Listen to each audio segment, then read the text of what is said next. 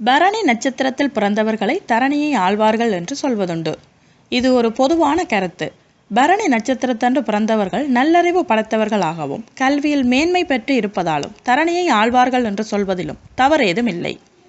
அத்துடன் பொது வாழ்வில் பிரகாசிக்கக்கூடிய வாய்ப்பும் இந்நட்சத்திரக்காரர்களுக்கு உண்டு என்பது குறிப்பிடத்தக்கது.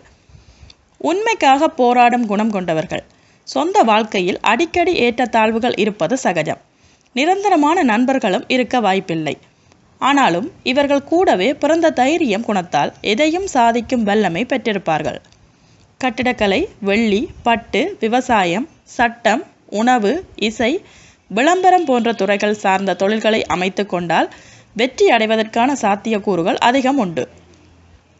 எந்த துறையில் ஈடுபட்டாலும் மிகவும் கவனத்துடனும் ஈடுபடுங்கள். வாழ்வில் ஏற்றத்தாழ்வுகளுக்கான வாய்ப்புகள் அதிகம் கொண்டவர்கள் நீங்கள்.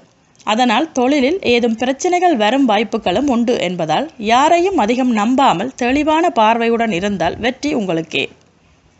கண் மற்றும் காதுகள் சம்பந்தமான நோய்கள் பாதிப்புகள் வரலாம். அறுபடை வீடுகளில் ஒன்றான திருத்தணி முருகனை தினமும் வணங்குவதுடன் அக்கோயிலுக்கு சென்று வருதல் சிறப்பு தரும். பவளம் அல்லது நீலக்கல் அணிந்து கொள்ளலாம். வீரத்திற்கு சொந்தக்காரியான துர்கா தேவிதான் பரணி நட்சத்திரத்தின் தேவதையாகிறாள். செவ்வாய் வெள்ளி கிழமைகளில் ராகு காலத்தில் துர்க்கை வழிபாடு மேலும் உங்கள் தைரியத்தை அதிகரிக்கும். திருமணம் செய்யும் போது பரணி, பூரம், பூராடம், பூசம், அனுஷம், உத்திரட்டாதி ஆகிய நட்சத்திரங்களை உடையவர்களை தவிர்த்து விடுதல் நல்லது. பரணி நட்சத்திரத்தன்று சுபகாரியங்களை செய்யலாம்.